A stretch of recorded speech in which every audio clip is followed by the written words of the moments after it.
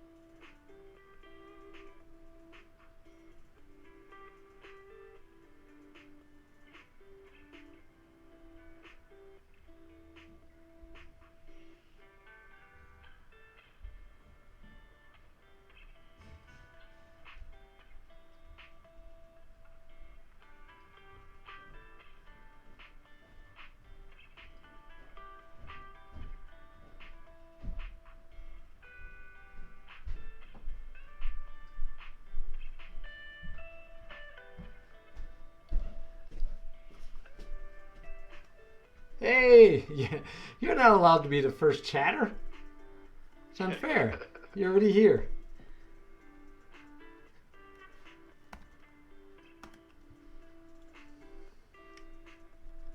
Oh, I've actually got the scorecard from my last round from the what was that, the Mid America Open. Oh, I, nice.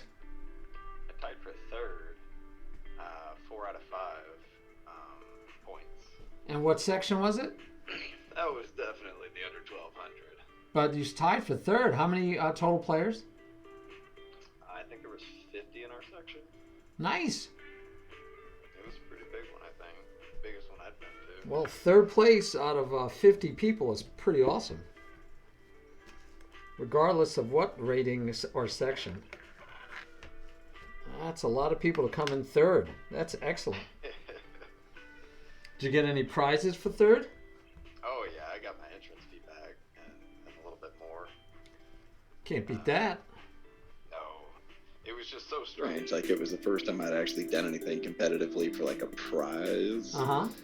And whether or not I got money just was entirely on somebody else's game. Somebody that was fighting for 4.5 Oh, yeah. points. Yeah. Just, Oh, it's always dependent on other people, right? uh, I mean, unless you win every game, but then still, with 50 people, you could have had 3 or 4 people that won every game. Depending on how many rounds you have, so. But yeah, no, excellent. That's just a good job. That's a good job. yeah. I went in there thinking, I mostly just kind of wanted to see where I was in the under 1200 section. So Yeah. it was refreshing. Makes it was total a sense good to bit of me. motivation. Want to see, oh, I got to change my background. Yeah, we want to see, I mean, that's part of the fun, finding out where you stack up against others. All right. So I usually like to start off with, and it gives people time to get here, and they can always go back and look at it also. But I like to start off with, how long have you been playing chess? Why do you play chess? Stuff like that. So let's start off with, how long have you been playing competitive or just playing serious chess? Oh, okay. I would say competitive on and off for about the past 5 years. Life has Nice. been exciting in those past 5 years. So I'd started a chess club at my college Excellent. about 6 years ago, and passed the torch to a very good friend of mine now, as I was leaving. Uh-huh. So I mean, that's the the bittersweetness of starting them at schools, right? You eventually leave the school. right, the chess club pretty much left when he left as well. There Ah, wasn't we couldn't garner enough attention around it. It was difficult, but it it was should, still a fun time. The person that I'd passed the torch off to, he's about, I think he's 1900 is his rating. wow, okay. So I've been very fortunate to have him as a resource on a lot of my really dumb questions Right. or curious questions. That's always good to have, right? A resource. Wow, so this is the first time, I gotta shout this out. Welcome, and is it Layloch? Layloch 92. I must tell you, Layloch, this is the first time ever that I know of, that I had a first-time chatter be the first chatter. I don't think I've ever had, I can't remember any time that I've ever had a first-time chatter be our first chatter. So there you are in lights. You get to be our first chatter for the day. Congratulations and welcome. We are doing a one-on-one lesson with Baxterish. And Baxterish is one of our viewers that you mostly play on liches, or do you play on chess.com, or equal? Mostly liches. Okay. I'm happy with both guys. I don't put one over the other, so I'm quite happy with either one. The liches I like for their studies, and that's mostly what I do. Leila, you can't put in a... Oh, okay, you use chess.com? Excellent.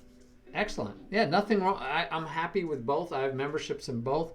But I use liches primarily because for teaching, and that's what I do on my stream mostly. So liches is great for me for studies, unlimited amount of studies, 64 chapters per study. And as you guys will see, I'll be using one today.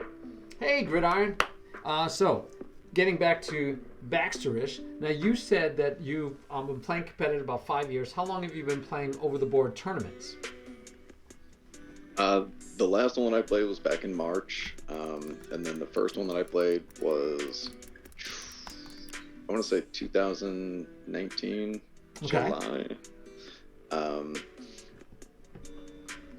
Most of them have been pretty small, like maybe 2 sections and under 1,200 in an open, less than 20 or 30 people. But like I was saying earlier, I played in the Mid-America, I think it's the Mid-America Open back in March, and took third. I think there was 50-something people in the 1,200 section. So took third on the under 1,200 section, and your rating at the time was what? I think it was 890. 890. Hey, I have many students and many viewers online that are under 1,000. As you know, Chess Wizard, we were just celebrating the fact that he got to be 1,000. He's my second in real life child student because they're all in school. We do homeschool. There's a homeschool network, and they're able to take my chess class. And he's only my second student to reach 1,000. And it's extra difficult for them. You had 50 people that you could have potentially played. Any one of those 50 people, anywhere from 1199 down to unrated. He's been playing, unfortunately for him, all of his competition for the most part is under 1,000, and there'll be these, one or two that are over 1,000, 1,200 or 1,400 rated. So we only have like 2 or 3 of those that normally show up, and the rest, 8 or 9 players, are all under 1,000. So it's really hard for him to get to play somebody strong enough that'll give him enough rating points, and at the same time not so strong that they beat him every time. But so yeah, reaching 1,000 for him was a great achievement. And you said you just broke 1,000 also with that last tournament, right? Right. I'm at the tail end of my provisional game, so I went from I think an 890 for my classical rating up to a 1070. Excellent. And how many games total do you have now? Oh man, I'd have to check. I don't know off the top of my head. But you believe you're over? You're done with the provisional, so you're over 21 or 25 games, whatever it is now.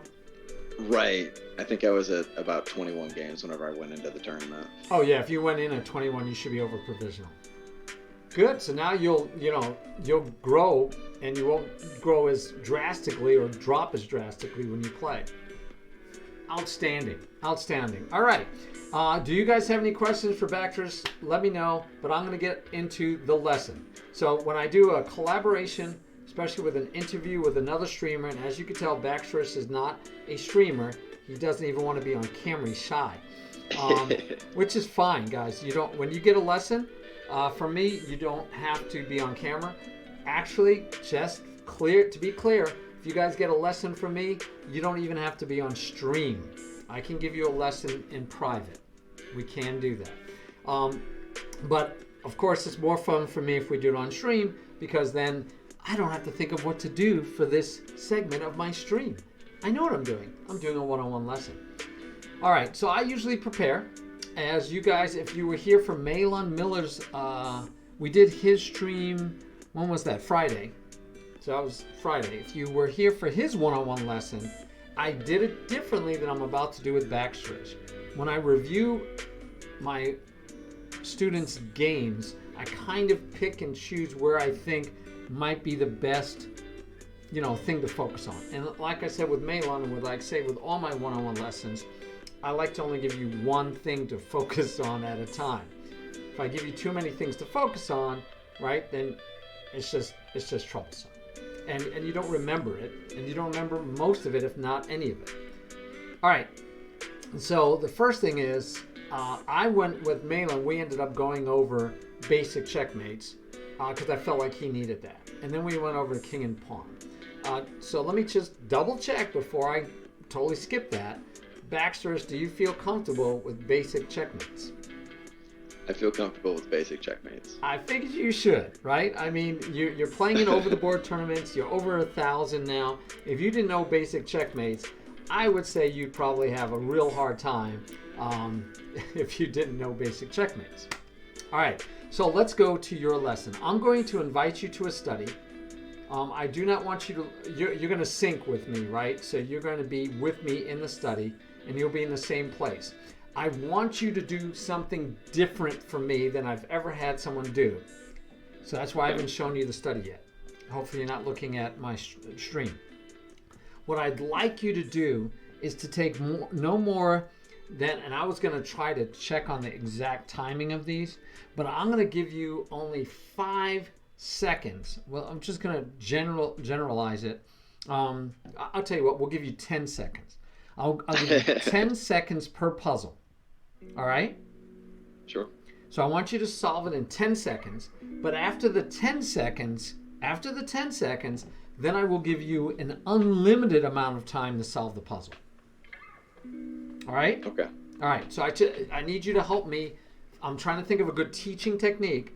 I want you to try to solve it in 10 seconds, and then we're going to say, okay, I'm not even going to tell you if you're right or wrong. Then I will give you as much time as you want till you find an answer you like. Okay, before we begin, is this going to be like Wheel of Fortune, where they got 10 seconds to try to solve that puzzle at the end? Do you want me to talk it out? Yes. The more you talk out, the better I can help you. Okay. And so, guys, this is true if I'm teaching you in person, face-to-face in real life, or if we're doing it online. Anytime you can think out loud for your teacher, it makes it easier for us to understand your thought process. Because I'm not trying to teach you, if you just tell me the answer right or wrong, I get some insight, right? I say, okay, who was right? Good job. Or you were wrong. Okay, let me help you. But if I can hear how you got to that answer, then I can help you figure out how to get to the right answer more times than not. It's how we think and process the position is much more useful from a teaching standpoint than it is just to get an answer, right? A right or wrong answer. And as you guys probably know, when you watch a streamer, it also benefits you to hear how the streamer's thinking, even in a game, because then you start going, oh, wow, they're thinking totally different than I do. Or they think just like I do. Or they think a little... How we think is so critical. All right, so I'm going to invite you to this study. And I'm going to make you a contributor. And let me know when you're on the first puzzle. Okay, I am on the first puzzle. Okay, 10 seconds. Go. All right. I need to start a timer. That's what I need. Because I don't have a timer. Let's see. Queen takes h2, check. Oh, sorry. Whoa. Good. You know what? It's okay that I didn't start you. Because... Are you ready? You're black in this puzzle, and I have to put white's move on the board. Are you ready? Okay.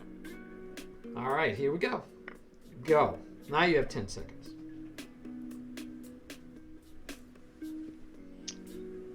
Sure, okay. So we've got a discovered check looming. What did we just lose? Pawn. either way. Knight's hanging. We can take with the bishop. We can take with the pawn. I would like to develop the bishop. Then we could long castle and stack. Okay, stop. That was actually 22 seconds. You need a move. What move are you going to make? Right. We're going to go with the... All right. All right. All right. Now, take as long as you like. And you can think out loud. That'd be great.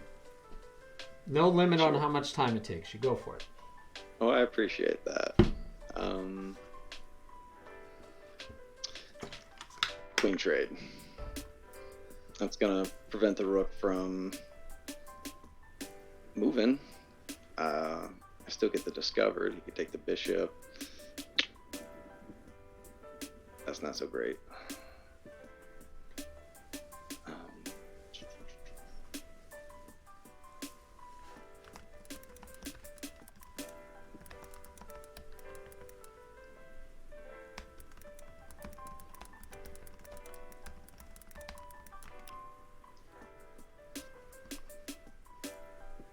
It's like I gotta deal with a hanging queen and a discovered check. How do I get out of this?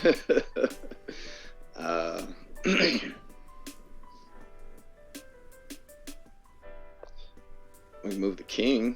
That protects the queen. It still hangs the bishop.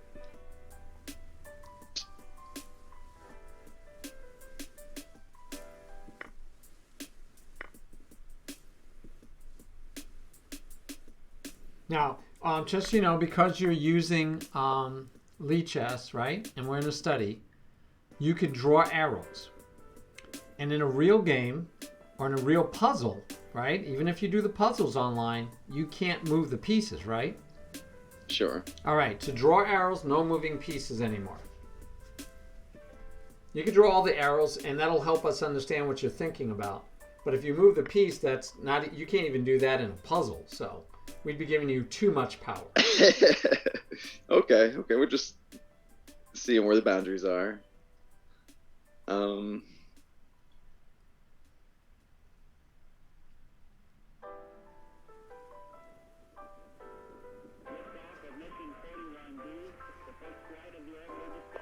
Oh, right, yeah, okay. So that covers the queen. That prevents the discovered. Knight doesn't have any targets after we block it. So that's going to be bishop e5. Final answer. Final answer. Yeah. Okay. I mean, it's an answer, right? Well, we also got, a check here if we wanted it, but we got a lot to deal with here. We need to develop and get our king to safety somehow. That would be the follow-up, but for the immediate time being, I like that. Okay. And can you think of anything that would happen, like bad or good, based on that? Like, what is your opponent going to do, right? Because it's now his move. Sure. But what you like about it is you save the queen, you save the bishop. You don't have a discovered check that's going to hurt you, right? I got to worry about this happening. But his knight's hanging now, so where's he going to put the knight? Yeah, and if he goes there with the bishop, you could just take the knight. But then he has two pieces on your bishop, right? And your queen's going to be in trouble again. He's got the pawn. So as soon as he moves the knight, he could pin the bishop.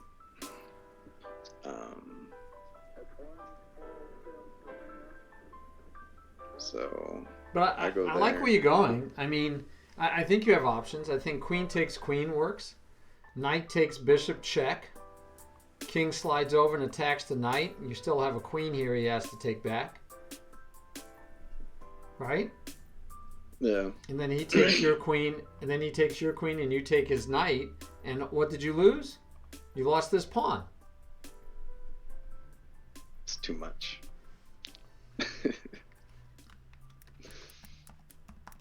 Right? Complicated, but okay. All right. Let's go to puzzle number 2. You ready? You're going to have 10 seconds. Sure. All right, and the move on the board. I'll take you first glance at the board. You're white in this position. Okay. Ready? I'm going to not start until we put white's move on the board. All right, go. Okay.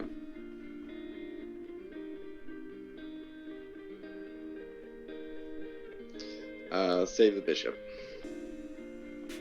That's my 10-second answer. Good, and you did that in like 12 seconds, so that's much better. All right, now you have unlimited time. Go ahead and think about it. Sure. I don't know. I think these positions are interesting because I don't know that much about chess. But sometimes I like to sack, not when the queen's hanging, but maybe bring the queen up. Let's get that out of here. But for the puzzle, let's see. Immediate threats, our bishop. Got to put him somewhere, or we're gonna take care of that. We don't have any way to. I mean, we could trade, but.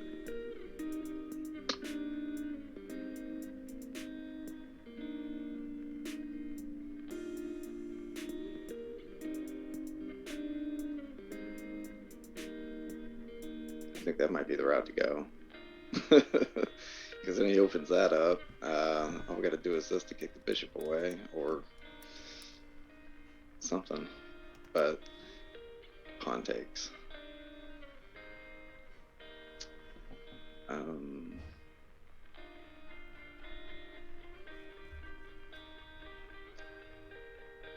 I'd probably take back with the queen.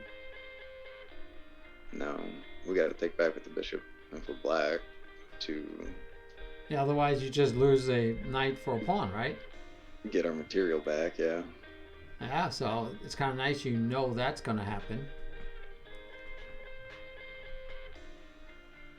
Okay. I like It's it. not so scary. Ready for puzzle 3? As ready as I'll ever be. All right, here's puzzle 3. And I'll let you look at it for a second. It is white to move. I want you to get a feel for the position a little bit. And, I mean, black to move, you're playing white. Here we go.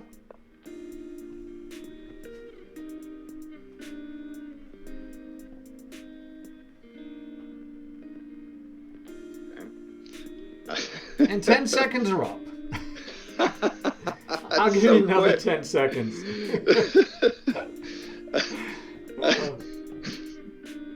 I don't know. There's so much happening. Yeah, assessing it quickly is not easy, is it? No, it's a nightmare. All right, take as much time as you like. I appreciate that. No, you're always going to get as much time as you like. I just want to see what your first instinctive answer is. Take a breath. Might be your last.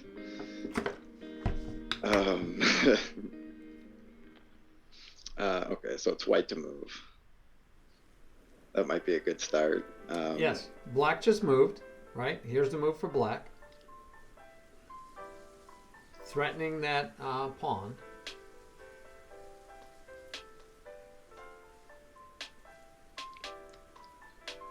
So I'm trying to find a counter threat or a check. I don't think we have any immediately. Pawn takes f7 at some point, maybe after the dust settles. But I mean, what happens if he takes that? Then his rook's hanging. So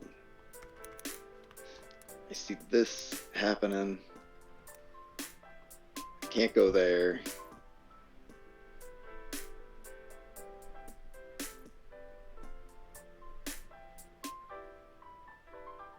Definitely can't move the knight that I'm aware of.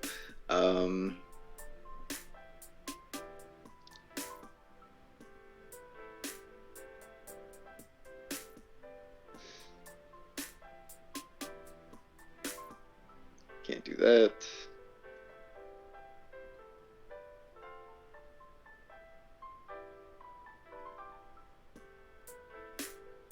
I mean, if I have to sack my queen, Do you have to?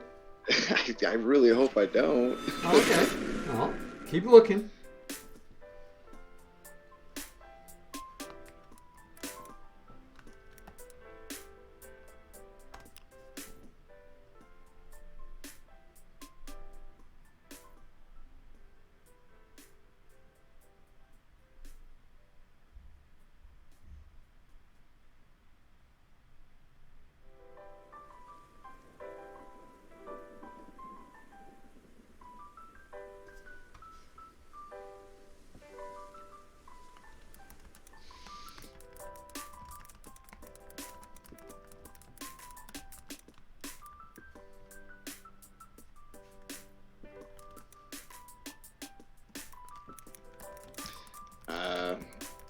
best I came up with is e5.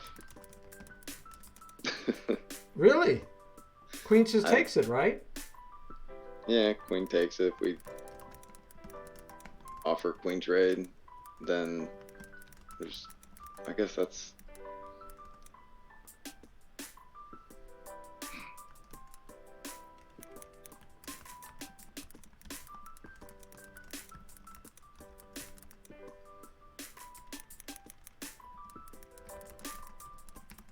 I feel like I gotta remove somebody from somewhere, as vague as that is.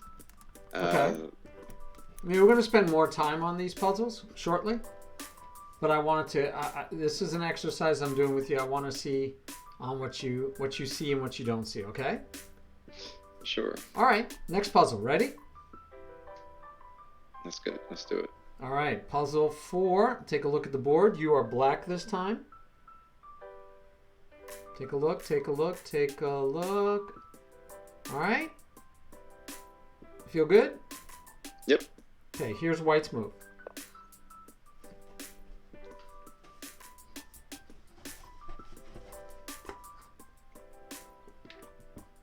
I take with the knight, trade knights. Okay, good 10-second answer. Now take your time and figure it out. I still like trade knights. Because, I mean, if he doesn't take with the pawn, if he tries to take with trade bishops, I mean, I still got that, and my knights are connected.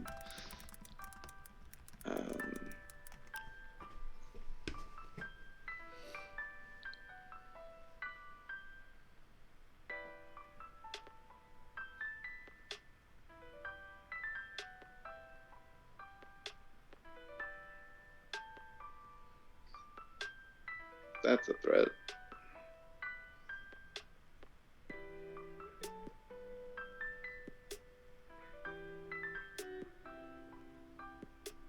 I don't think this guy's going there.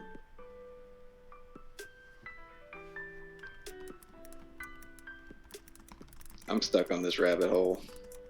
Is there anything else you'd like me to try to explore? Maybe like.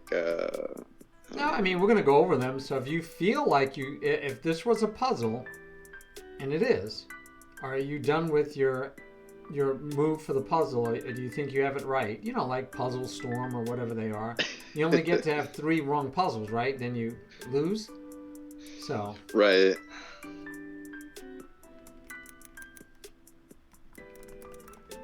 Yeah. Knight takes e5. Final answer. Okay.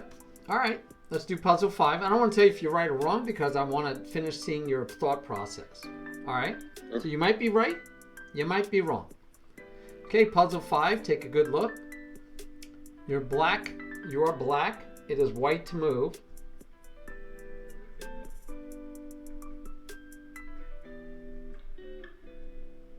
Ready? Yep. Go.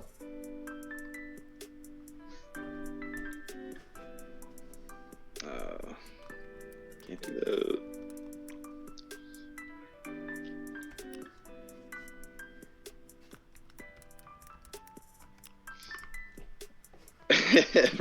Rook g8. That's my 10-second answer. All right. 10-second answer. It only took you 20, but that's okay. Let's go. Now take your time. You can have as much time as you like. Oh, thank you.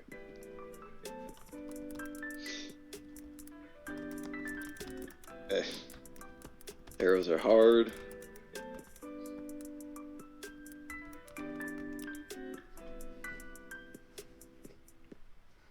We need this guy for that guy.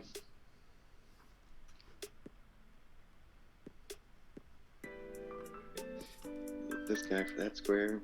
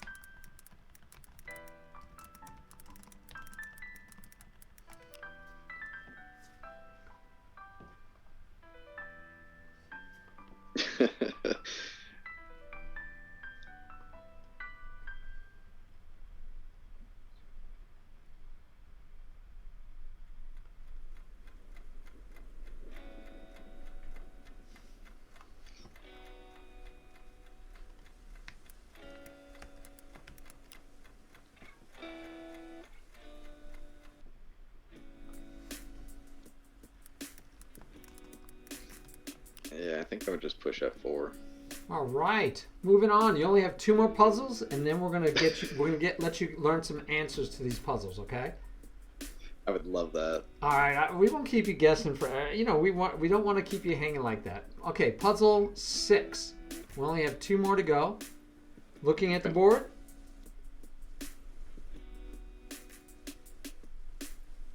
Are you ready?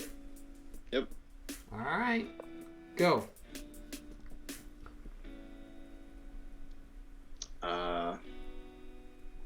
Is there anything crazy with queen takes check? I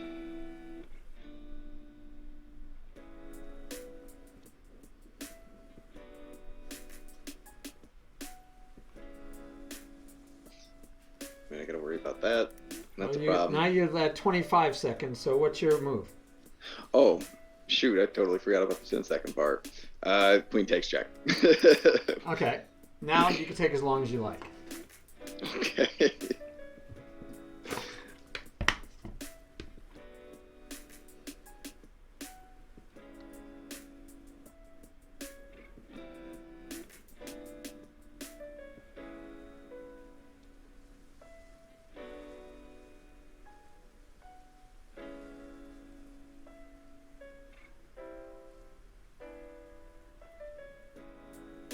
Oh, what happened? Did you move?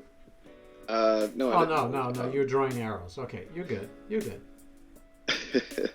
Right. So I'm thinking, like, I mean, it looks like a free rook.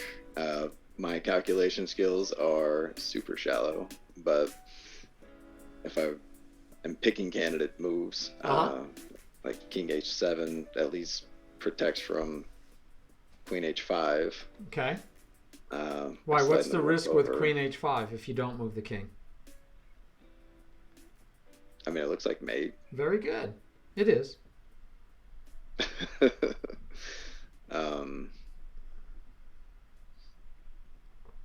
I just don't know what my follow-up would be unless I wanted to trade my queen for a rook and a bishop. So like queen takes F2 check, queen H1. Well, let's do this one first. What happens if the king goes there? What do you do? Panic quietly. Okay, so queen takes F2, king H7, queen F4 check, trade the queens. All right, and so now if queen takes and the king goes here, what do you do? Panic loudly.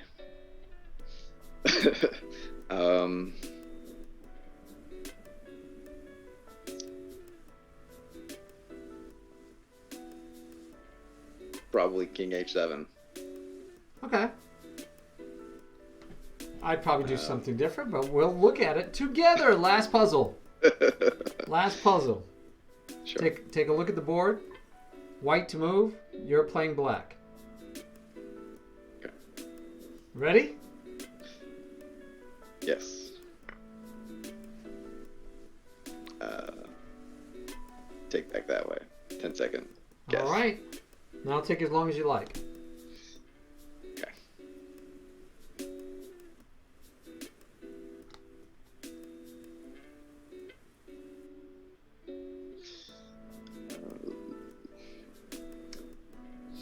All right. So, looking at the pawns on this side of the board, keeping an eye on them because that can get kind of scary with the rook flying over to B1. I'm uncastled.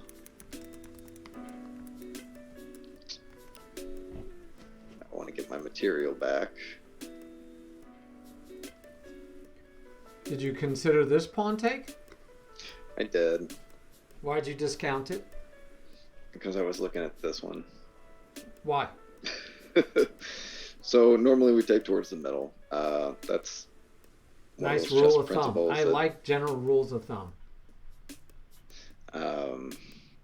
if there was money on the line in a tournament, I would look at probably everything a little bit deeper and with better preparation. But if we take this way, I don't want to give them an opportunity to open the file and pin the queen to my king. Okay. Any other reasons? That's a great reason. That's a great reason. Another reason is, do you know anything about pawn islands? You're going to create more pawn islands no matter where you go. You could go here and have these pawns would all be one pawn island. A super center. And then you have these two. Yeah, you'd have a super center. Everything towards the taking towards the center is a general rule, and it's generally a rule because it's the right thing to do, right? I really like your reasoning that you don't want to do this. The only one I was waiting to hear was I want to do this because then I have an open file here and I have an open file for my diagonal for my queen. Well, if I take this way, my queen still has nothing. I have no openings towards his king. And then as you added, now his battery has a place to go.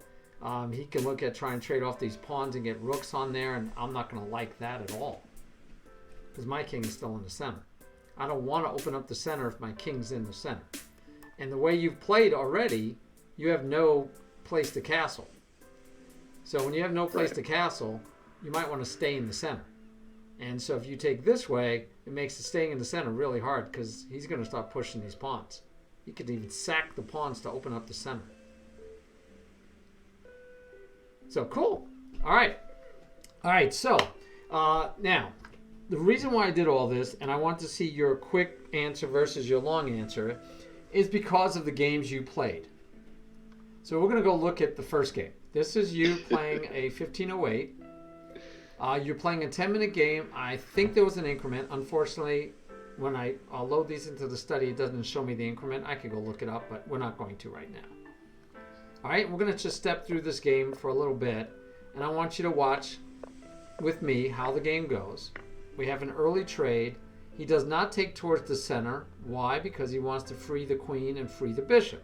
So this would be an exception to that rule, right? Which is okay. A little bit of backstory here.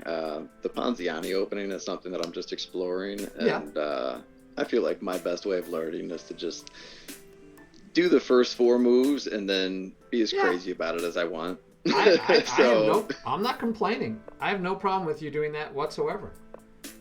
No problem whatsoever. So far, everything is fine. Does this start to look familiar? I saw this coming. I saw the twist. You're a writer. I know these things. Yeah, this is what. Thank you for giving me a plug for my writing. Just for you guys that are new, I actually write novels. So there's a novel out there, and there are short stories out there, which are novellas. Oh yeah, go to Amazon. Anyway, I'm not good at promoting myself, as you guys know. I did, I think, make a note that I could bring up. Anyway, so yeah, this is what happened in your game. Now, what I liked was in your 10-second, and this is where you're going to have to help me remember your 10-second answers and your long answers, right? Because now we're going to solve your puzzles. But we're going to solve them as part of the games now. Because all those puzzles were made from your games. So you said here... Games that I lost, right? Yeah, I think so. I do have a couple of games in here that you won, but I don't remember if I made any puzzles from those. Oh, that's fine. I just want some vindication. All right. Yes. So yes, you did have some wins. I do, and I think I have one win in here. To be fair, not a couple. I have one win. All right. So you came up with bishop to here, which I liked, but you did this in the game.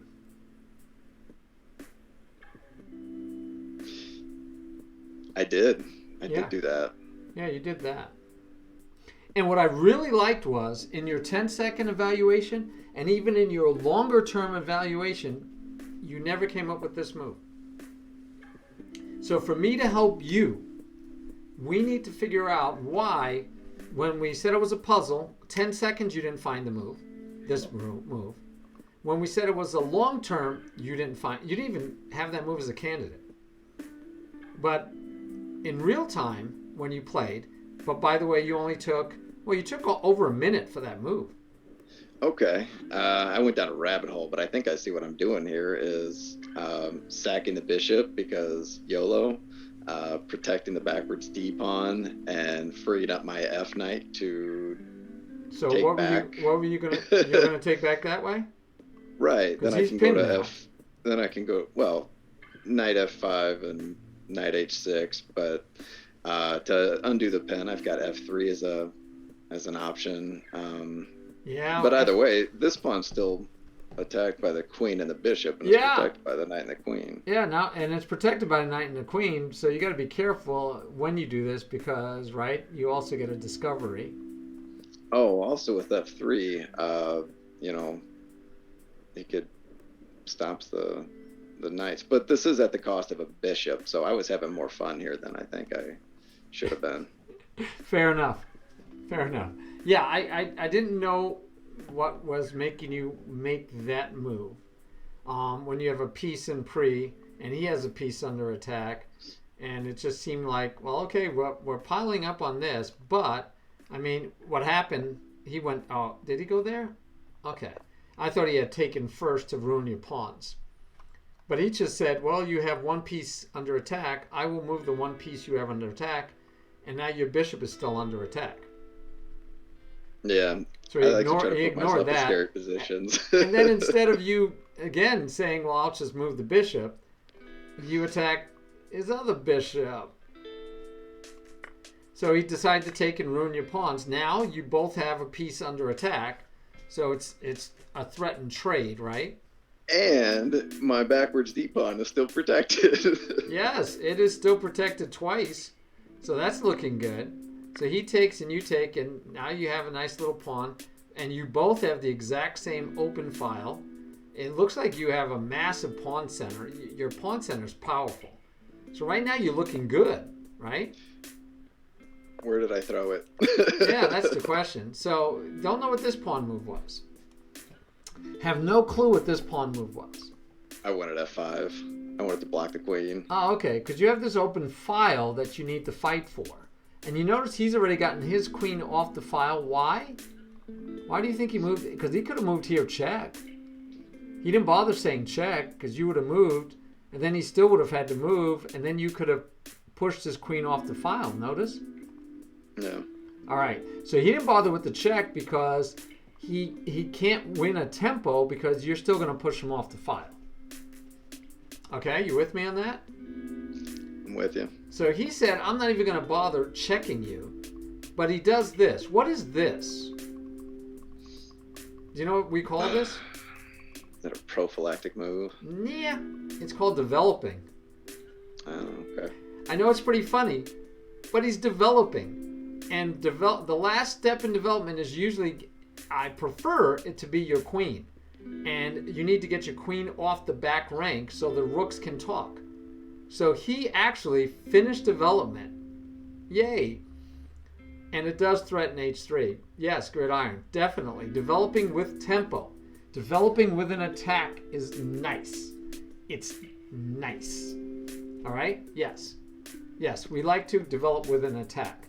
So he develops while attacking the pawn. So you move your king out of the file and protect the pawn. But now he says, I move my king out of the file because I want to win the file. Why else would he move, right? He didn't need to move. He could have waited till you checked him. So you need to always ask yourself, and this is probably going to be our major thing we're going to work on besides time management. Because time management is the thing I'm noticing. You're already, I don't know what move, let me see what move this is. You're on move 17 in a 10-minute game, and you're not below 7 minutes yet, even with an increment. I don't know what the increment was, but you're moving way too fast. I'd rather you have 5 minutes left at this point in the game. I'd rather you even have 3 minutes left and have to worry about having to move faster later than to move so fast as you. We're going to see as a recurring theme that you're playing 10-minute games and you're moving. You're getting all the way into the middle game with like only 2 minutes being used, if that. Are we assuming I'm in ideal conditions here, or am I at work, or do I got a 3-year-old? Yeah, I have no idea, right? I can't tell. I can't tell you conditions. But here's the thing. You're right. If you're only using 2 minutes and then you get into trouble and then you use 7 minutes, that had nothing to do with the conditions because it's still picking our time to use that time wrong. right? We're doing it at the wrong time. Now, if you tell me your game's all finished in 3 minutes because you got a crying child or you have to work, you have to get back to work, then my only thing to you would be is then stop playing 10-minute games during those times of your life. Play 3-minute games, because otherwise you're just bequeathing to your opponent wins because you're going to have to leave in 3 minutes. And remember, he doesn't have to. He can use 8 minutes, and you'll still be like, I got to go back to work. I'll have to resign or something, right? So I respect that. Okay. I respect that outlook. All right. If you don't have time, then don't pick a time on your clock to play that doesn't match how much time you have to play. So if you only have 3 minutes to play a game, play a 1-minute game, even though I hate those. If you have 5 minutes to play a 3-minute game if you like. And keep your increments really low because you don't have time. If you have 10 minutes to play, then play a 3-minute game with an increment. But yeah, don't sit down and play a 10-minute game and then only spend 2 or 3 minutes on your moves. It's kind of like you waste it. It's like, like, I don't know, you got a pass where you can go ride the roller coaster for 10 minutes and after 2 you get off. It's like you wasted money. Okay. Anyway, he moves. Why did he move? You have to say to yourself, why did he do that? You should always know why your opponent made their moves. And it could be that you go, you know what, I can't figure out why they did that. And that's quite possible. And it could just be a bad move. In which case you just say, okay, I can't figure out why they made that move. Let me press on with my plan. Okay, so your call. So this move doesn't develop the queen, which means your rooks are not connected. And worse, it doesn't fight for the open file. All right? So that's the problem with that move is I have that... a question. Go ahead, shoot, please. Sure. If he does decide to go... Oh, yeah, no, go ahead and push Okay. F4. You can too, by the way. You have the power. I have the power. The only thing I can see here is if I go ahead and do this and let him possibly trade down here, my D pawn's still protected. If he brings his other rook over here, I can bring my queen here, and that's going to protect this. Okay, so I think I understand what you're saying. What is that? So by pushing the pawn, your queen gets to protect this one. Right. Okay. Okay. I mean, that's a reason. But if you put your rook here first, your pawn is still protected. And then if he does this, you could just step up. Right? Let's do that scenario. So if you do what I wanted you to do. So now you developed, your rooks are talking, and you're fighting for the file.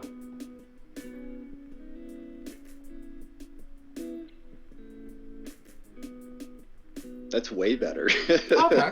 I mean, it might not be, but you got to decide if it's better. But let's see what happened in the game. So he does take the file, and you do what you said you wanted to do, which is block the queen off from this side. So that has its merits. I don't know what he's doing here. This is one of those, like I said, you should always ask yourself why they moved there. There's only one reason to move here. It's to double up these guys. And he didn't want to go here and give you a tempo. So he went here where a pawn can't attack him. Because he can't go here, the knight would take. He can't go here, he can't go here, he can't go here. He can't go here. So if he wants to double up the rooks, you could think about it. The only place else he could have went to double up the rooks is here, and then you would have gained another tempo chasing him again.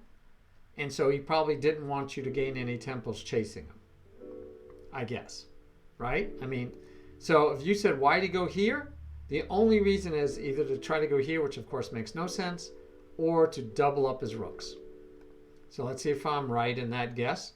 Now, you gave me this reasoning, this whole reasoning about being able to still protect this pawn, and instead you moved it. I did. So there's a couple of themes I've seen repeating in your games. You're going to decide which one you want to work on for the next week or so, okay? Because I'm going to only focus on one for your improvement, but I'm going to discuss more than one. but then I want you to focus on one.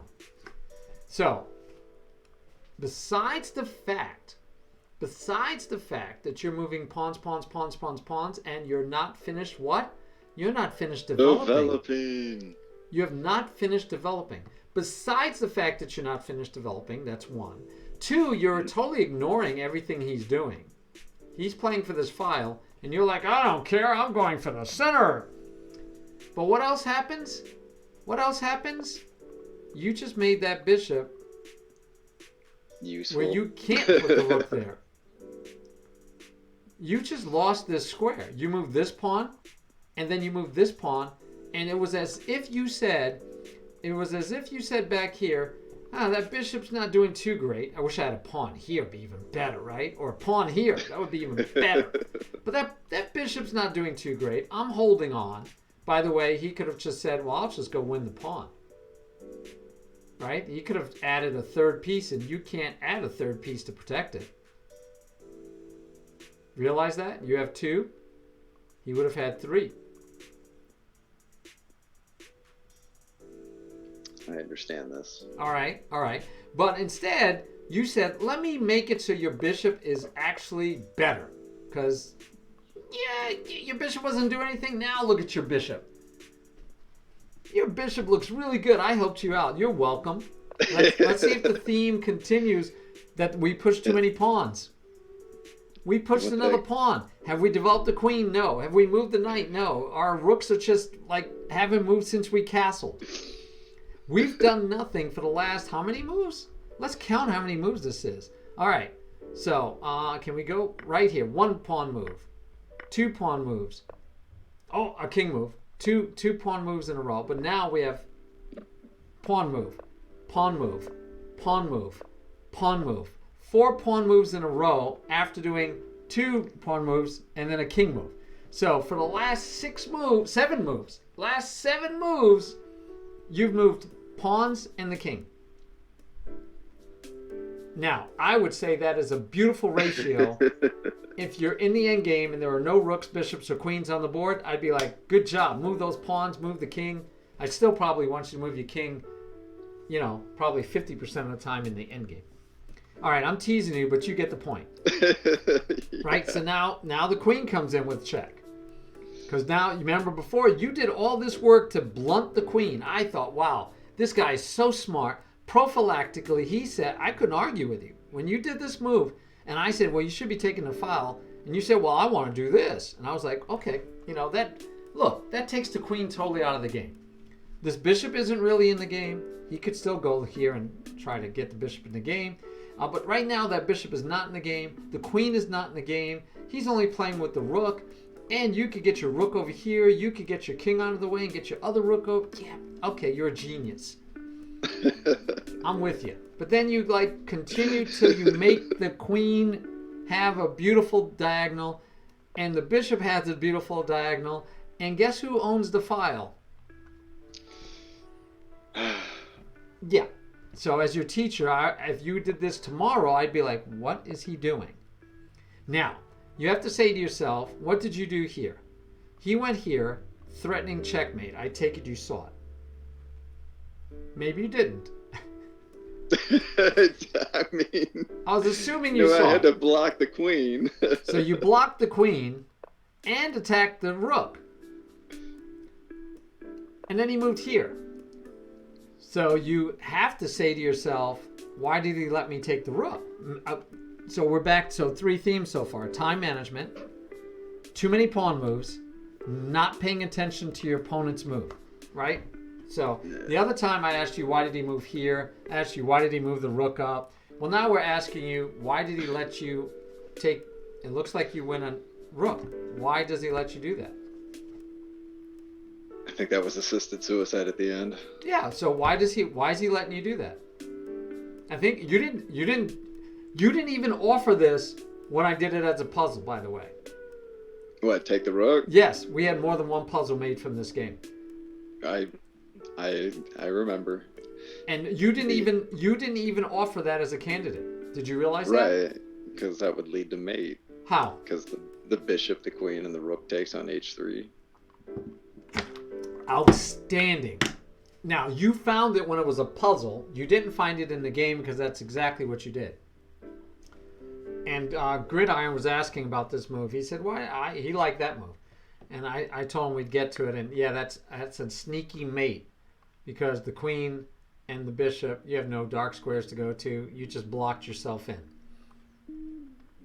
All right. So is he threatening to take here right now, though? I just closed out of my browser. Give me 1 second. Sure. There it sure. is. No, he can't. Why can't he take? Yeah, he can. Because if I take back with the knight, he's got queen h2 mate. So do you have to take back with the knight? Do you have any other moves? Queen sack somewhere, right? No, stop with the queen sacking. Dang it. That's like 90% of the puzzles they give us. You have a free piece. I do, right now. If he takes here.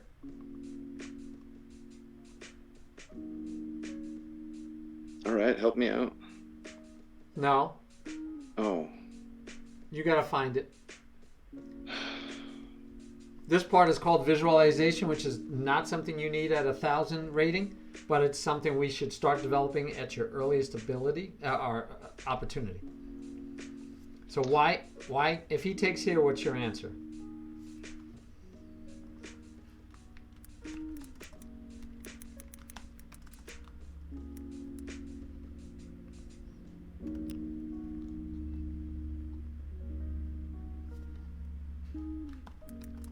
Oh, king kills g2. Yeah, king takes g2. And sometimes it's hard to see because right now we're saying it's protected. And we have to imagine that when that moves, that protection is gone, and that's hard to see. But that's hard to see when you're playing too, right? Over the board or online, you have to, if you're trying to decide, can I survive this? And you're thinking that's checkmate, you have to remember, no, it's not checkmate anymore because he's not protecting the rook anymore. Right? I mean, it's hard to see, but you got to find it, right? All right, so knowing you can't take here, it's your move. You did not find a good move in this puzzle. I didn't. And I'm going to allow you find the good move in the puzzle, so look again.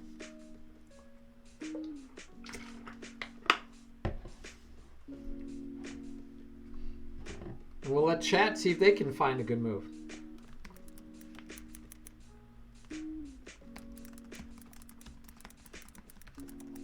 And just so, especially my new viewers, so you know, I do not like to use the computer except for at the very end or last resort. You guys can use the computer as easy tools to find your blunders and find what you could do.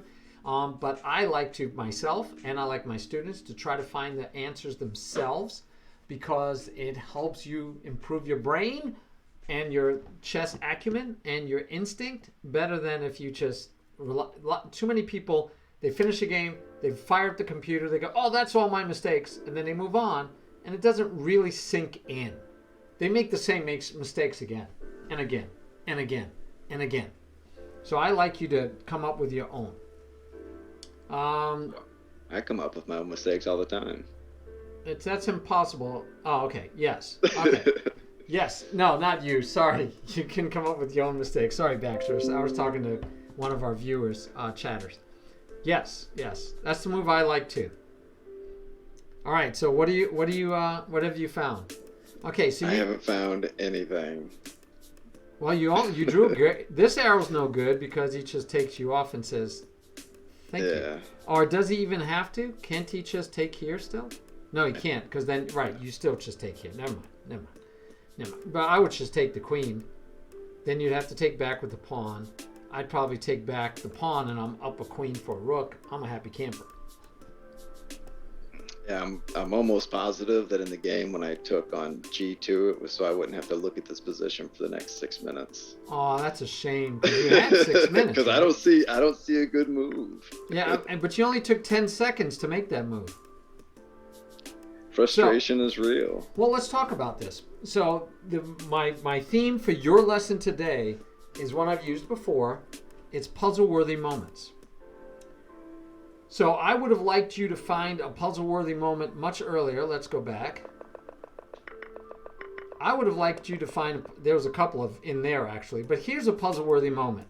Why? And this is, I need to give you cues, cue cards, keys, ways to know, help you to identify, because what most people, and myself included, would tell you is it comes from a lot of experience for you to figure out when it's a puzzle-worthy moment. But that's, right, that doesn't help most people. They're like, no, I need something concrete. Can you give me some concrete idea of how I can tell if it's a puzzle-worthy moment? So I would say this is a puzzle-worthy moment coming up because you have attacked his piece. And if you remember, and you were my last lesson, you remember my 6 ways to react when you're under attack. And one of those 6 ways is to attack something of equal or greater value. He did not protect, he did not run away, he did not take, he decided to attack something of equal or greater value. Now, I think anytime you want to do that, or your opponent does that, you should stop and treat it like a puzzle. Okay, so there's a general rule which you've helped me develop. I've never had that general rule before. I'm looking for general rules to help people get better at identifying puzzle-worthy moments. And the concept is, Baxterish, and I think you've heard me say this, but I'm going to say it again for the benefit of everyone. If you knew it was a puzzle, and that's why I made these into puzzles, if you knew it was a puzzle, I have confidence that you will find the answer more times than you do when you're just playing in the game and you don't realize it's a puzzle. And in fact, some of my viewers are so good at puzzles, Ratchet, right, as an example, you're so good at puzzles that if you knew a puzzle, this position was a puzzle, you'd kill it. You would never lose, right? If you can identify, puzzle-worthy moment, and I argue that there's at least 2, but I'm thinking 3 and 4 times in any game that there's puzzle-worthy moments. So my first cue for you is going to be anytime that someone does not react in any of the other 5 ways, but instead they attack something of equal or greater value, puzzle time. Puzzle time. Stop, slow down. Right here, you're at 8:41, and you made your move. You took a whole minute. You took at least, you took more than a minute. So I will say that you did take your time.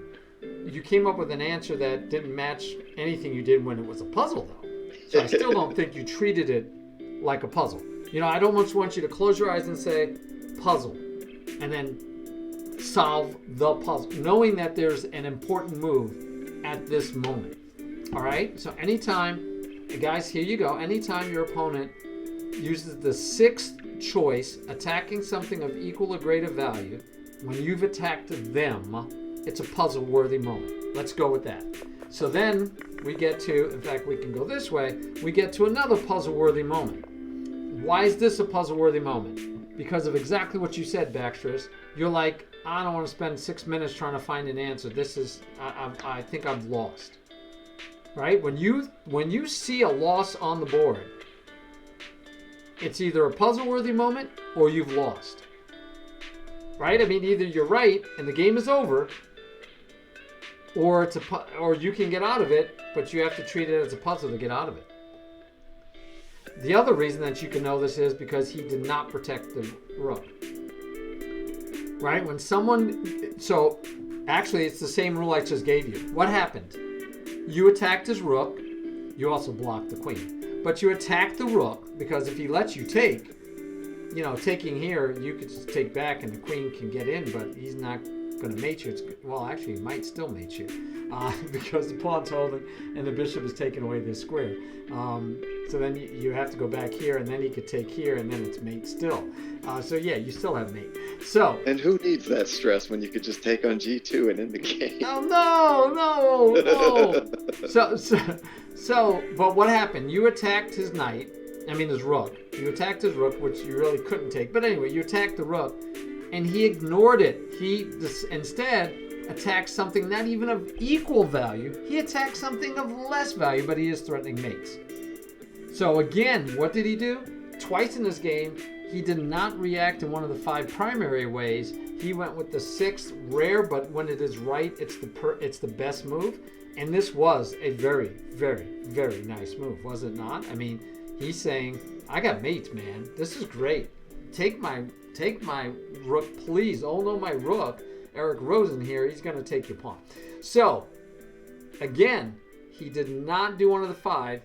He attacked something else. So now it's a puzzle-worthy moment. And you drew this arrow, but you also drew this arrow, but then you just gave up on it. Why? What's wrong with this move?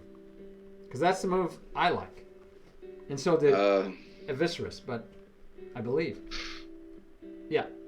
It's just a scary position. And, actually, Tide said it. But yeah, okay. So let's do the other game that we play. Right? You play black.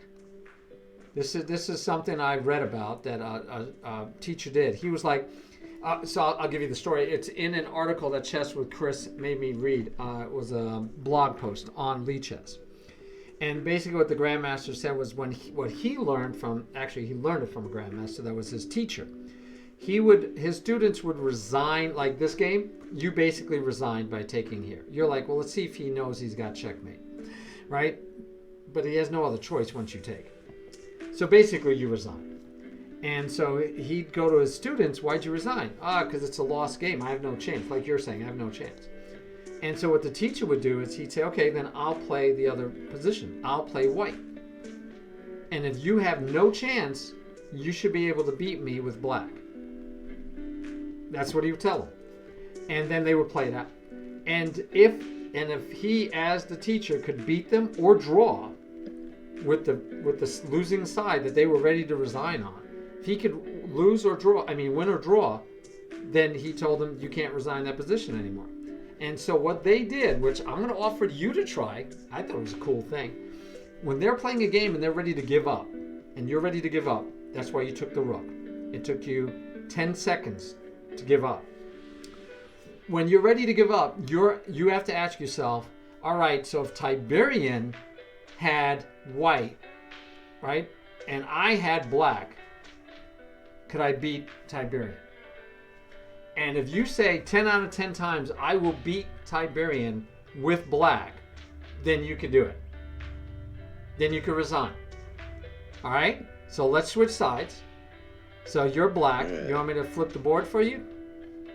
Sure. All right. Take every advantage I could get. All right. It's your move. If you beat me, then I will not say another word about you taking that rook.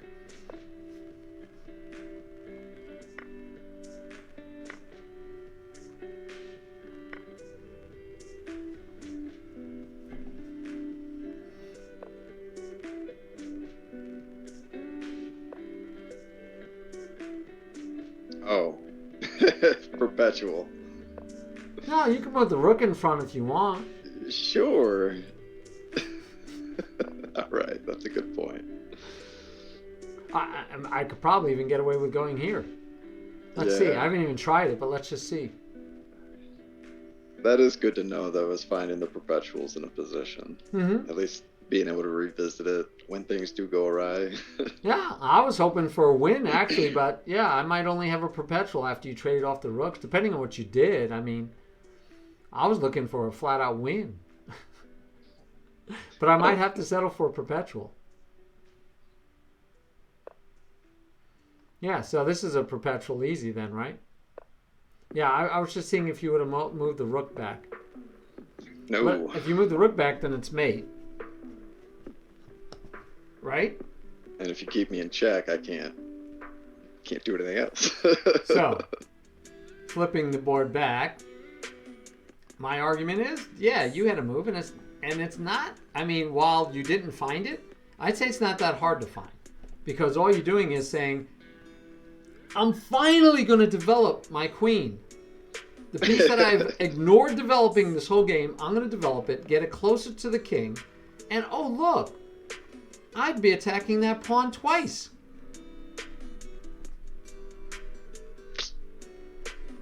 So you can throw that move in, and if they take here, you could just take there and say, I'm still threatening. By the way, now I have this check too, maybe. But I got threats. I'm in the game, guys. That's my only wish, is to be in the game, right? Now, I'm looking because this could still be devastating. Oh, no, it isn't. I was thinking the queen but the queen can't get there because the knight's in the way. That knight is just doing great work. Okay, so let me see. Greeted teacher. But wait, would rook takes h3. Okay, so they want to know about rook takes h3. Forced knight takes... No, this does not force the knight. The king gets to take. Knight does not take. Right, if the knight does take, then it is mate. You're absolutely right. If the knight takes, it's mate. But the knight just doesn't take. The knight is there not to take. It wasn't there to take this rook. It's not there to take this rook. The knight's there only to keep the queen out because we decided to drop all those pawns that were keeping the king out and queen out. Now we need to use a knight. All right. Good job, Baxterish. Good job. Let's go over the next game. So I told you we're going to get you the answers to your puzzles, but we're doing them in an order. So, help me here. Nope. I'm just making it up as I go along. Okay. All right. Thank you. That helped. That's what I want to know. Because what I see is a ton of pawn moves. I still see way too many pawn moves. Way too many pawn moves. But other than that, by the way, do you notice that you're weakening what color square complex? Do you understand square or color complexes? Yes. Okay. At least. So you're weakening what color? I have a good idea. Right. Well, it can be, but you're weakening the white color, right? The white squares. And what piece do you need if you're going to weaken the white squares is your bishop, because that means you're giving your bishop free reign. So take a look. This bishop was your good bishop because you had a pawn here and here. Okay, so just talking about squares. So right now, these are the only pawns that we care about to determine good and bad bishops. This is your good bishop. This is your bad bishop. You put your bad bishop outside of the pawn chain so it can have life. Fine, we're good. This is your good bishop. So what color do you want your pawns on? Not on the color of your good bishop. You want your good bishop to have free reign. So I already have two pawns in the way of my good bishop. And then what do? I say, I'm going to make my good bishop even worse. I'm going to take away another square. So I want you to start thinking about when you move pawns, besides the fact you need to develop your pieces more than move pawns, is that you are taking away squares from pieces when you move pawns. Pawns take the squares that the pieces want. Okay? So we get to this puzzle. Remember it? Yes. All right. And you said that you would take the knight, which is what you did in the game. And white did a quite natural move. He takes the piece because now he's attacking the defender, which is under attack. Right? I mean, you forced your opponent to take that pawn. To take the knight. So far he has double pawns. He has this beautiful C3 E3 square that you would love to put a knight in, but your knight can't get there. The bishop's in the way. So what's the problem right here? Is that we're attacked. We only have one defender, and the defender's under attack. So white gets to remove the defender voluntarily. He would have loved to remove the defender in general, but you actually helped him remove the defender, right? Now you don't want to take here first because then you take here and you're attacking the queen. Gave him the valet key to it. Yeah, oh yes, you gave the valet. And the knight is attacking the bishop twice. So I'm feeling like maybe you're just messed up here. I don't know what you do, right? The knight's attacking the bishop twice. If you take here first, you take here. The problem is this bishop is only attacking a pawn, while this knight's attacking a queen. So you can't run your bishop back. You lose the queen. If you move the queen, the knight can take a bishop. Now maybe he has no squares to get away after that. So let's say we do something like that. I don't see anything better at the moment, so let's say we take. and then let's say you get out of dodge over here. Now that knight can't get away. Maybe. I think you can't. I think you can have a hard time getting that knight to be able to run away. Right? And you do have pawns and stuff under attack. So right now you have, but white still has 3 pieces because you haven't taken it yet. So let's say the knight says, I'm going to get to that beautiful square I've been dreaming of. Right? I mean, that is a beautiful square. But you can't. Then the knight would take you and you'd lose your... Right? So maybe he goes here. So that way he's still hoping to get into the square. Only thing I can think of at the moment. By the way, he could do the same. And his square is a check. So it's going to be interesting. Right? But at least you get the piece back. I mean, you definitely get the piece back. So now you're at 2 pieces versus 2 pieces. So that's scary. So I guess your only hope is to take, and then when he takes, attack with your queen, and then, you know, come out okay. All right, but taking first doesn't work. This is really hard. This is Baxterish. This is going to be hard for a 1500 over the board player to do all the thinking, because what you're saying is I take, he takes back because you can't move the pieces. That gives a pawn attacking my knight, and the bishop is attacking my bishop. So I'll take his bishop. If he takes my bishop back, I just take the pawn. Yay, okay. Or I move the knight, I'm sorry. I move the knight because the pawn's here. I'll move the knight and he'll have double pawns. But if I take, he takes, I take, and if he doesn't take my bishop, and he takes my knight, now this bishop is under attack, and this bishop is under attack. I have 2 pieces under attack. And if I take here, he takes this bishop. If I take here, he takes this bishop. I'm going to lose a piece. And you'd have to actually count that. 1, 2, 3 lost pieces. And he would have only lost 1, 2 pieces. That's a hard one to see all the way through. So I understand. But yeah. So in the puzzle, you said, remind me if I'm wrong. You said, no, I'm doing this. That's my final answer for the whole time, right? Yeah. Okay. So it turns out that the best answer might be that. The other option is you could just protect, but then you lose this one. Well, hear me out. We take, they take. I'm sorry. Sure. They take, I take. Am I still down a piece? Yes, you are. Count them. Yep. And the reason you're down a piece is at this moment, you are equal. You have 2 minor pieces left. He has 2 minor pieces left. But you have both pieces are under attack. And that's why. Because you have 2 pieces under attack simultaneously.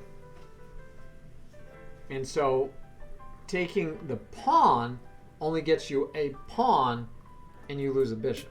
And if you move the bishop, you lose this bishop. So I just told you it's hard to see. And you needed to go all the way through it to see it. But it is important for you to be able to learn to see this, but that's not even going to be our focus because it's like a 3-move combination that you have to make sure you find out who comes out equal. So you take, he takes, that's equal. Knight for knight. Nothing else has been traded. I take, he takes, that's equal. I knight for a bishop, we're equal.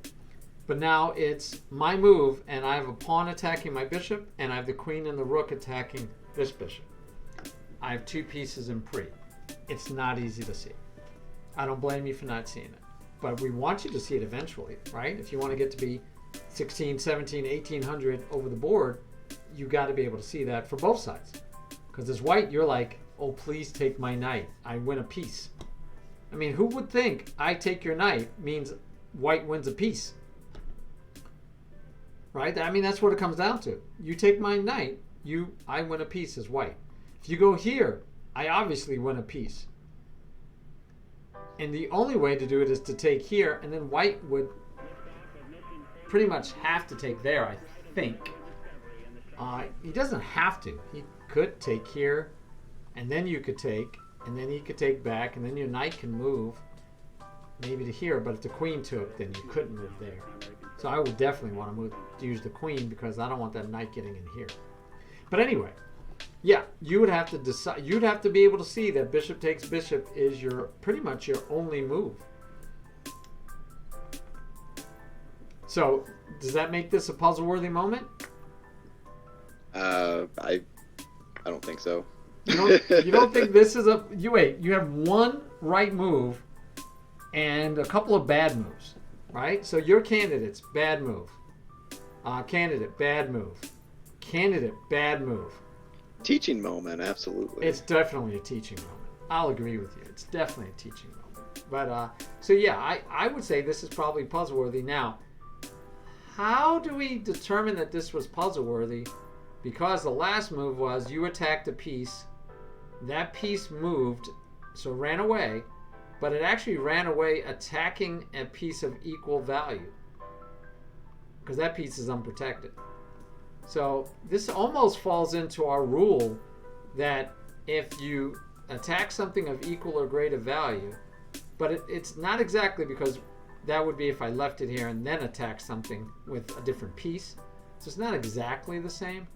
But still, I mean, I gave you, somehow we have to know that this requires you to really think. And it was hard. That was a hard one to see. So we're not going to lament this one too much. Who were you playing in this game? This guy played pretty good. I have no idea. Yeah, some schlock somewhere. And then this is just, right? You have 5 minutes and 32 seconds left. You actually hang the queen. Yeah, you took like 16 seconds to hang the queen. Yep. Like, I don't know what to do. I'll hang the queen. And by the way, even if I didn't see the queen, you hung the rook. This is where I'm supposed to make mistakes, though. Yes. Not at the tournaments. Yes. Oh, yeah. Definitely not. Definitely not. That's why we like teaching. But yeah, yes, that pawn is under attack. But of course, the queen protecting it would have been a lot better. Still problematic, right? But yeah.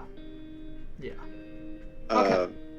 I do have one game. Now, I knew going into this that you were going to yell at me and thrash me about the lack of development. Wait. I have not raised my voice.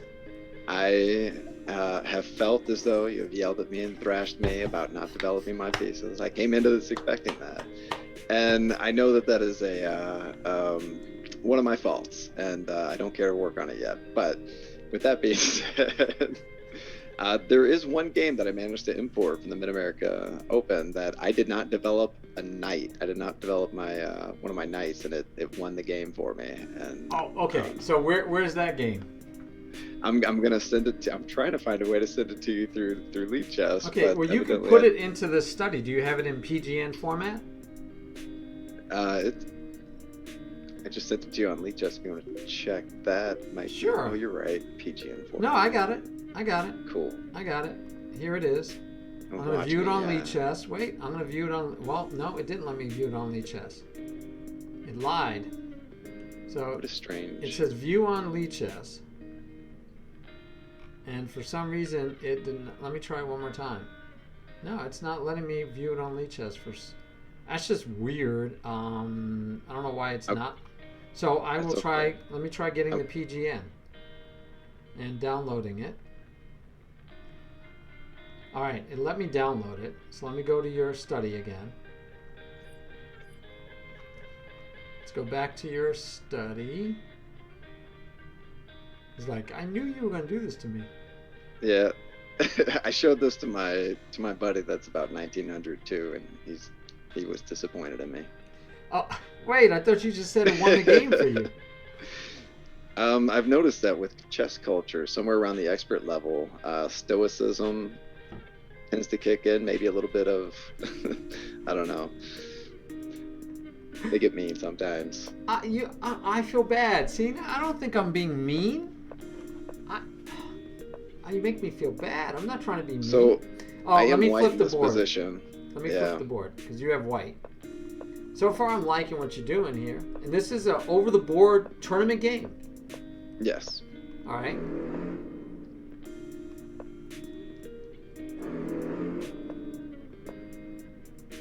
Okay, so there's a two-part to you not developing. It's the pawn moves too, which is why you don't develop, because you're too busy pushing pawns. Yes. So I think we have definitely our focus point for today will be, I want you to, in fact, I have an exercise you could do in like the next 3 or 4 games even, but I will tell you those in a second. But yeah, look how many pawn moves you have. And therefore you only have 2 pieces, and we count castling, not the rook over here. We count castling as a development step. But how many steps does black have left? Oh, he's got 1 rook left to develop. No, That's he what you're doesn't. asking. The rooks are talking. At least not by my rules. By my rules, black is fully developed.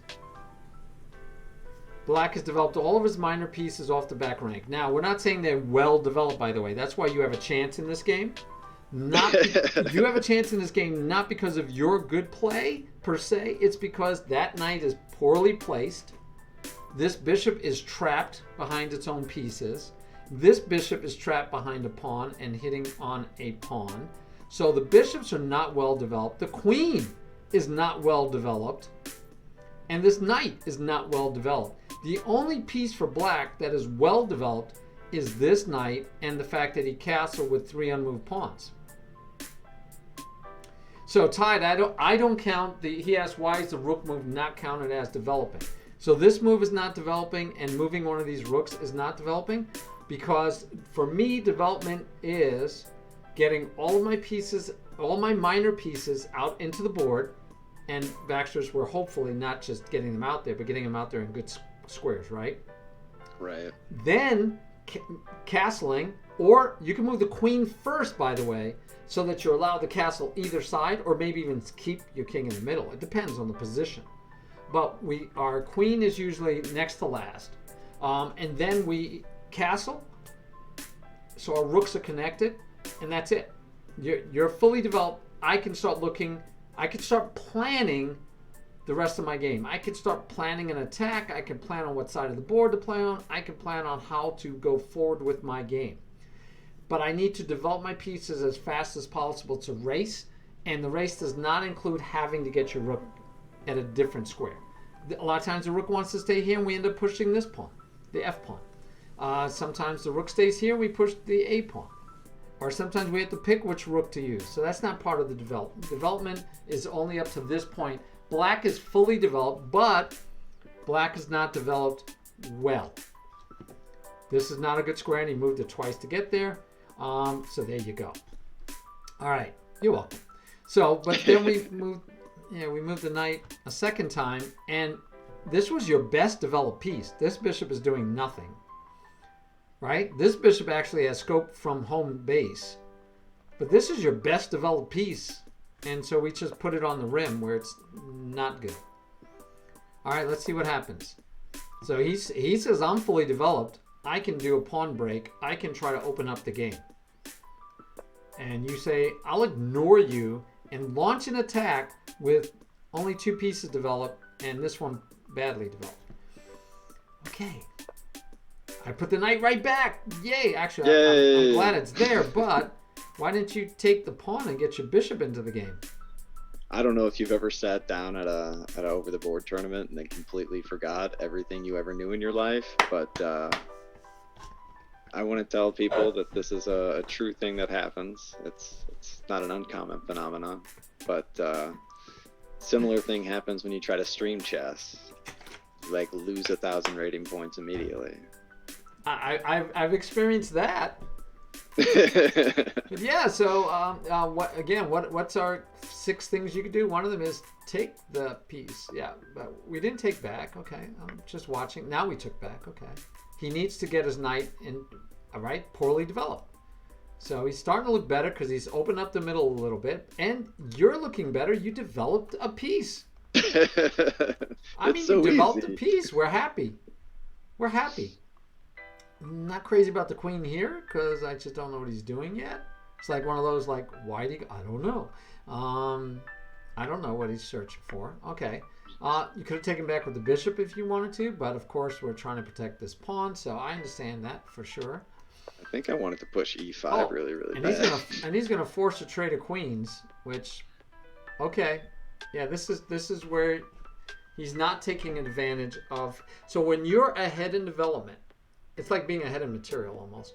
But if you're ahead in development, you don't really want to exchange his developed pieces. You could, because then you'll have the only developed piece. But if enough pieces come off the board, development becomes less important. Oh, and you took back with instead of with the knight. If you had taken back with the knight, you wouldn't have doubled up your pawns and made this one isolated. And then your knight could have tried to hop into here, maybe, probably not. But yeah, I would have taken with the knight. This isn't the game I was picking to show off chess prowess. It's just a fun game where I never moved my b knight. Yeah, that b knight is feeling so unappreciated. Are you kidding me? He's like on the sidelines of a soccer game. Yeah, it's like, they won't let me play, Mom. I paid admission. Why aren't they letting me play? Yeah, this is over the board game, huh? But you win the game in the end. I do. Yeah, and you probably won the game because of this knight. No, Absolutely. You won the game because your opponent fell asleep at the wheel. Totally fell asleep. By the way, you have a free knight. But I have checkmate. Yeah, that's true. That's true. Can he not stop it? I don't think so. No, you're right. Yeah, it's too late. You can't even. You could put the knight in front, but then you just take it off. Yeah. Or you just take the rook then. Yeah, oh yeah. So it's checkmate either way. Yeah. Yeah, so he fell asleep at the wheel. Totally fell asleep. Wow. So yeah, so where did he fall asleep? Game. Let's see. It's back here he messed up, but we don't care, right? But the point is, yeah, you're playing down a whole piece and doubled pawns, but this knight is nice. The bishops have finally gotten some good scope, and this rook is a beast. So this is still looking at that your pieces, these pieces are much better developed.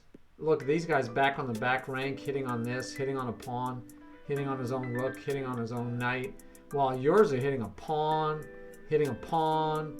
I like this open diagonal. Yeah, and this piece is better developed than, well, this one's on the third, but fifth is a great square. That's much better than third. They get better as you get closer. So this is a better developed piece. This is a better developed piece. So yeah, you should be winning this game based on that, not based on the fact that you didn't do what you were supposed to do otherwise. Yeah, we can't give you credit for the lack of development, but he got himself into this mess. This rook is poorly placed. He's stuck on a file, and then he's got a knight in his way, so really he has no scope. Yeah, that's beautiful. Nice finish though.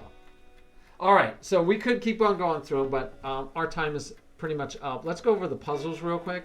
So in this one, I'm happy with this move. He does get to take here. You get to take here. Now you have to take, and you're only down a pawn, right? So on that one, it was don't lose more material.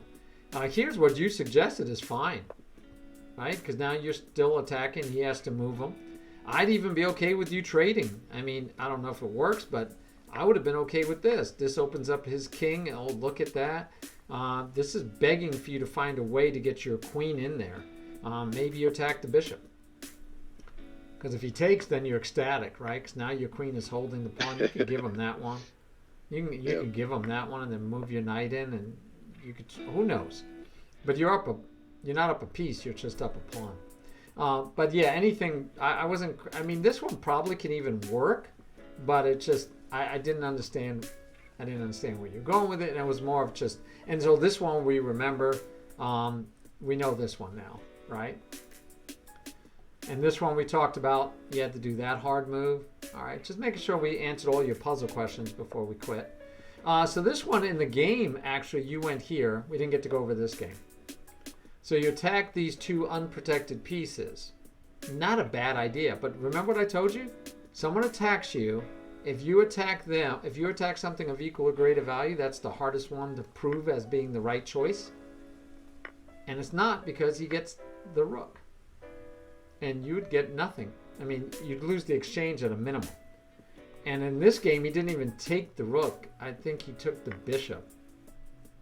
Or maybe here is where he took here first. No, because then he would have... Oh, yeah, he did this first because of the check.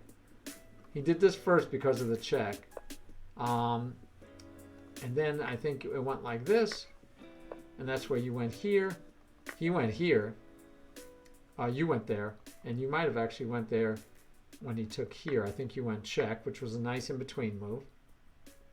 Or did you? Yeah, I think you did. And I think he went here, here, and then, yeah, that's how we got to this position in the puzzle. In the other puzzle. So, but yeah, the problem was that, you ended up, because he didn't have to, when you took here, he could have just said, thank you. By taking here, he gave you the bishop was a possibility. But if he had just said, I'm going to take here, what do you got? Right? I mean, I think the best you have is to do here. And then he could have thrown the check in. Because then he could have always, well, he can't move there. He could have tried to somehow get back to protecting him, maybe? Because, yes, I mean, you have time, right? So the bishop moves now. And let's say the bishop, well, we have to go someplace. Let's go there. Then I still like the check. But I think that's it. Now your checks are done. And he has a rook for a knight. A rook for a bit. He's up the exchange. All right, this one we talked about. You definitely should have taken check. If he comes up, you have check. He has to take. How would you take back here? With the rook? See, I like taking with the pawn. Why? Because I want to get a pass. This one's already a pass pawn. And if I can get another pawn pulled over next, these pawns aren't going anywhere. My pieces are here. I'm up a whole rook. I want to start shoving these pawns down his throat. And I can do that right away. Where if I take with the rook, I can't push this pawn so quickly. It does open up this one, though. I will give you that. If you take with the rook, you get this attack here. So that's a nicety. I'll give you that. That's a nicety. Right? Because what does he do? If he does this, you get check, and he's going to lose this bishop. Right. If he comes out, it doesn't matter. Whatever he does, you could take that pawn, because I don't see how he's going to protect that pawn. I mean, I guess he could. If he protected the pawn with the rook. But just, again, for me, my gut, immediately, I wanted to take with the pawn so that I can start destroying him. But anyway. Yeah, but the key to this one was check first. Oh, and if he goes here, we talked about, this was the move, which I think you found after that. I'm sorry, no. No, I meant if he goes here, then you could go here to try to force a trade again. And this one I don't like as much, but you still have the whole open file, and you're still going to have this pawn. Right, here you would double up rooks. And then you have threats coming in, and you're again a happy camper. I don't even care if depending on what he does, you can go here and threaten the bishop first and win the pawn. But yeah, so the idea was if he went here, you could come here to try to force a trade of queens, because his only move, he can't go back, he can't go here, he can't go there, can't go there, can't go there, can't take. He's down to this is the only move he has. Which is pretty sad, really, when you think about it. And with this being his only move, I think I would double up rooks again. And now I'm going to be threatening mate pretty quickly. You're going to say something? I was going to say it's so hard to take a look at a difficult position and try to maintain some type of positive perspective, because yeah, but you're winning here. Interesting to see how other people salvage my games. Yeah. Oh yeah, you're winning. You're gonna get a free rook, and then stop mate, because this is all you have to worry about is can I stop mate. So you came up with these moves to stop mate. But I like getting my queen here. And better yet, if he goes this way, it's a force trade, baby. You win easy. And if he goes here, the only thing, I mean, so you can always throw this in because you can always then move your king, like you said, right? Now, he could come over here and bother you, and that could be a bad news. But once he moves here, you might have said, I'm going to get mated. Wait, I'm not going to get mated. Ha! I'm in there. And you probably would have found it. I feel confident you would have found it. All right, last puzzle was the one I loved it. This is what you said you would do in a game. That's what you should do and what you would do. And I totally agree. I like opening the file. I like being aggressive. I like keeping the center as closed up as I can for as long as I can. But in the game, you actually took this way. And you got into trouble shortly thereafter. I'm contrarian to myself. Yes. No, but seriously, I mean, so the good news was, and what I wanted to show you, was that if you take your time, you would find the moves, right? You found the move. So I don't remember which game that was, but when you take your time, and actually your instincts are good, because even in the 10-second ones, you made better moves on most of those than you made in the game. So it's sometimes the pressure of the game might make you make a mistake. You might be tunnel vision with one idea or another. But overall, I thought you did really well. So there's the building back up. But the major thing I saw in a lot of your games were a lot of pawn moves and not developing. And so we never castled in this game. And you had all these pawn moves. And if you noticed, your opponent has everything developed. His queen is off the back rank. He has not made a ton of pawn moves.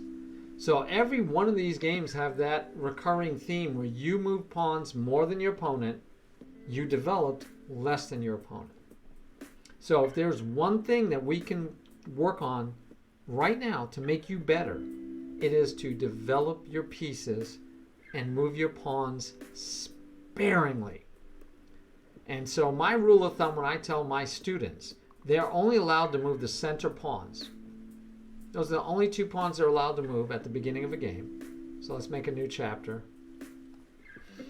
You're only allowed to move your center pawns at the beginning of the game unless you have a very good reason.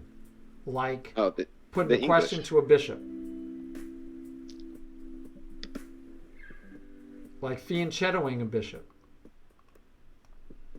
Like winning material. Otherwise, you're only allowed to move your center two pawns until you finish developing. Now, that's not always the best theory, right? Sometimes the best theory is to be where you move, and here's an example. Black says, hey, I'm going to play the Roy Lopez, the Spanish game. I'm going to play it, with this normal move. Normal move. But for you to get really locked into, I'm developing my pieces, you could play this as a Stafford Gambit. Right? You could play this as a Stafford Gambit. Why? Because we want to develop our pieces faster. And you can look up other lines, not just the Stafford Gambit, right? Where maybe you push this pawn. Maybe you go here. I want you to refrain from moving non-center pawns just for like 3 or 4 games. You can even play all casual games for this purpose if you like, if you're worried about your rating points. I need you to get into the habit of develop, and limiting your pawn moves. Are you game for trying that? Oh, yeah. Okay. I mean, you could tell me no.